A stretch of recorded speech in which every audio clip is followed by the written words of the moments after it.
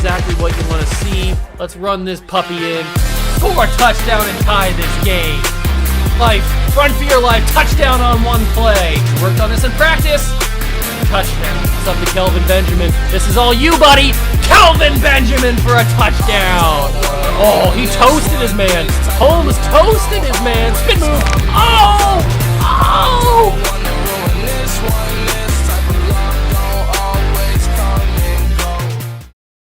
What's going on, guys? Welcome back to another video here on the Water Juice channel, and welcome back to another recap and review, this time of another Buckeye victory. Now, I do like saying that it's another Buckeye victory, and it obviously should have been a Buckeye victory, and it was a very one-sided Buckeye victory like it should have been, but I don't know, I just feel weird about it. It just feels weird. You know what I mean? It just feels strange. It feels different from any other season. I don't know why. It just has this different aura around it. And maybe that's because the Buckeye defense has been notoriously bad dating back to last season. I don't know what the problem is, but there's just something off about this season. Obviously, there's already a loss on the record. We don't want to talk about that. So let's get into this game. So I mentioned in the preview and in the pregame that C.J. Stroud was not going to start this game. He has a lingering shoulder injury that nobody really knows what the problem is. They just know that he has some sort of shoulder problem, and it's been affecting him this entire season, it seems like. So he sat yesterday to get some rest, to get ready for the Rutgers game next week. And Mccord got the start. And after that first drive, I was a little bit concerned. Mccord came out and he missed his first two passes. He looked a little like a deer in headlights almost. He looked a little bit shell-shocked. Because he was getting his first ever start inside of a Buckeye home game with the shoe packed to the house, and it can be very intimidating. And so I can see why he was a little gun shy. After that first drive, he got things going. He finished the game 13 of 18, 319 yards, 2 touchdowns, and a pick. That pick was kind of bad. He should never have thrown it. He forced it in there when the pocket was collapsing. So that was his fault. That was on him. But other than that, he looked pretty good. Obviously, can be said with any of the three quarterbacks, but you're gonna look a lot better when you have the receivers that the Buckeyes have. Garrett Wilson, Chris Olave, Jackson Smith, and Jigba. I mean, those three guys alone are just phenomenal players, not even mentioning some of the young freshmen that they have as well. So those guys alone are just really talented, top 5 picks in the NFL draft. So having those guys there definitely does help.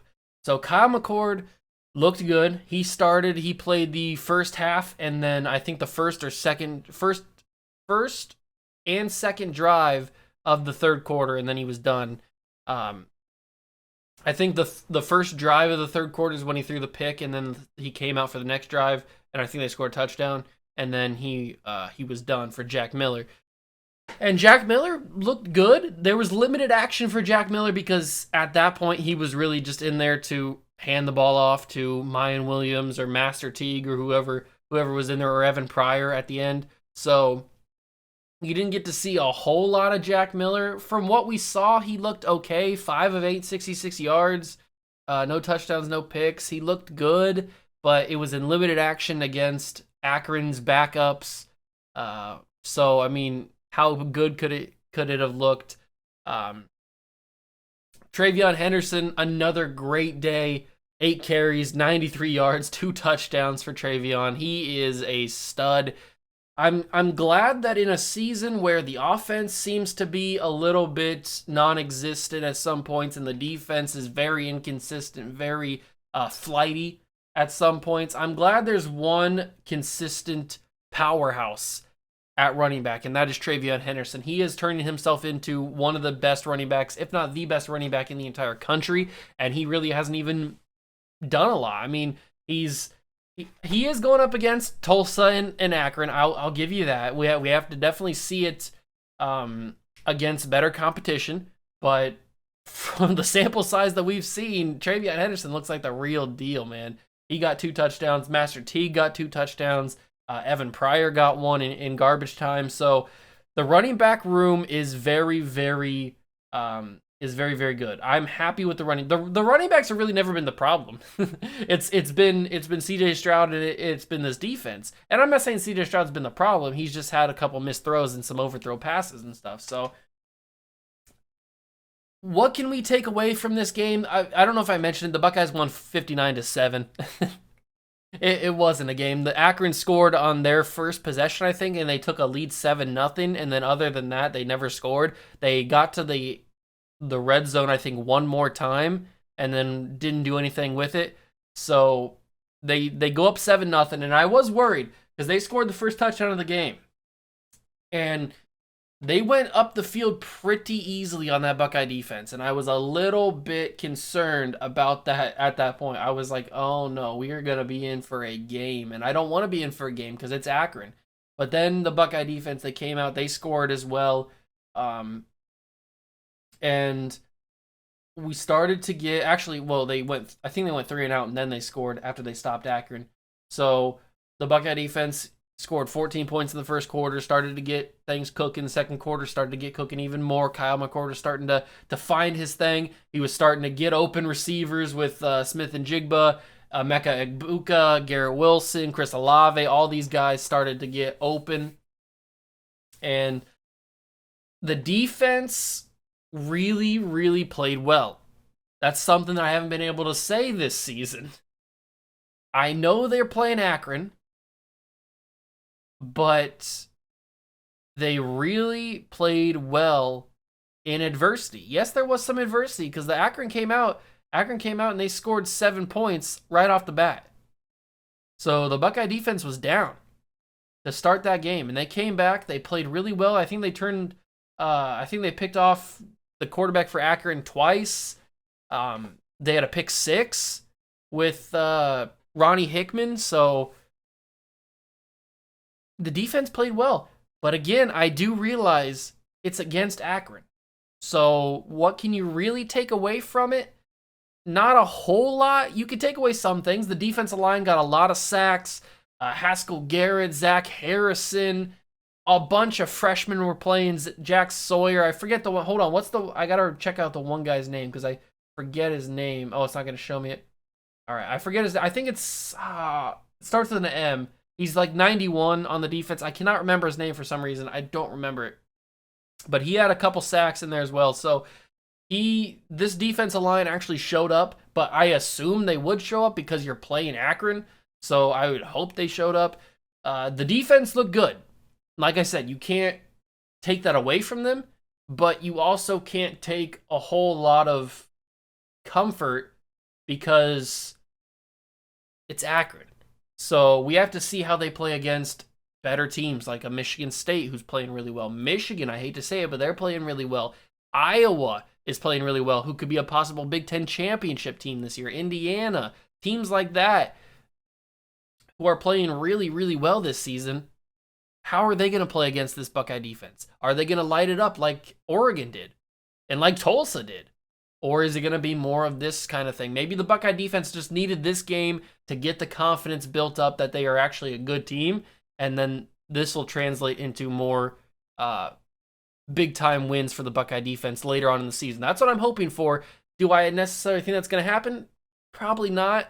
It's going to be a better test against Rutgers because Rutgers is not as bad as they used to be. They're definitely a lot more improved than they have been in the past because in the past it was usually just a look-over game like, oh, they're playing Rutgers, they're going to win by 60.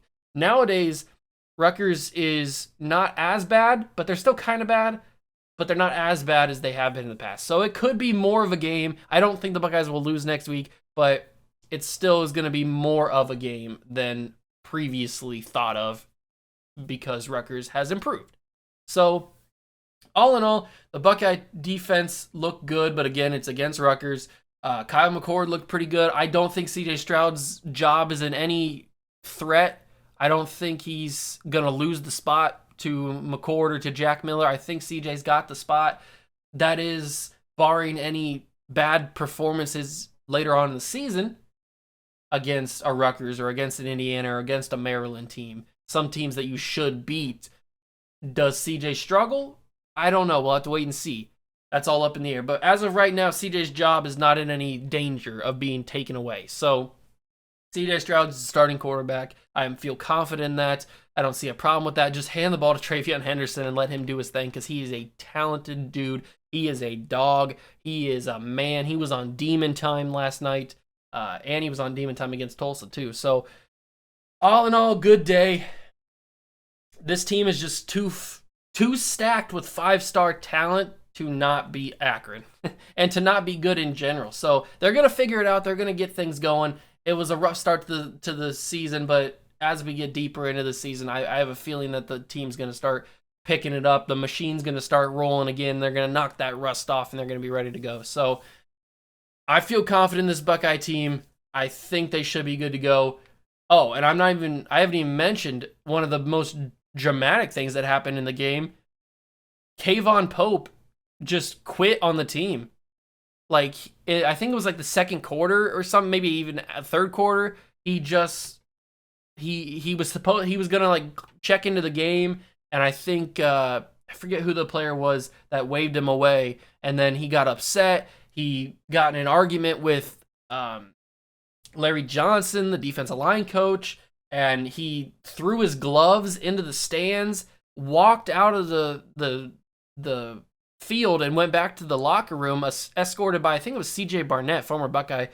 C.J. Barnett, I think, escorted him back to the locker room. He immediately goes on Twitter. He first says, I want to give thanks to my teammates, or I want to do something. I forget what he said to the teammates. You guys can check it up on Kayvon Pope's Twitter. Just type in on Twitter, Kayvon Pope, and that stuff will come up. So he said something. He wanted to thank his teammates or congratulate his teammates or good luck to his teammates or something like that. And then the next tweet was F Ohio State.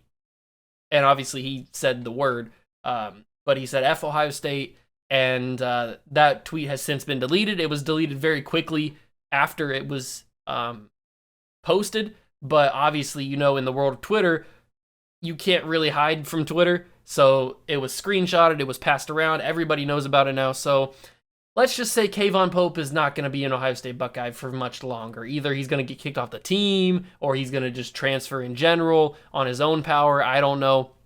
But he's a senior linebacker. He never really got an opportunity to play. I can see his frustrations, but that's not a way to act. You don't act like that. You don't throw a temper tantrum. You don't throw a fit on the field or on the sidelines if you don't get in. It's a team game. You can't be acting like that. So Kayvon Pope was totally 100% in the wrong. He should not have acted like that, even though it was entertaining to see his meltdown on Twitter. But he is not going to be an Ohio State Buckeye anymore. He will never probably even suit up for the team, whether that be suspension or kicked off the team or just transferring on his own power, like I said. But that was a pretty interesting thing that happened as well. So I thought I'd mention that too. So let me know what you guys thought of the game. If you guys are confident in this Buckeye defense. I don't know if I am there yet, but we'll have to see as we get moving forward. So thank you guys so much for stopping by and watching. That's going to do it for me. Hit that like button. Hit that subscribe button as well. Join the Juice Club. Catch you guys in the next one. Peace.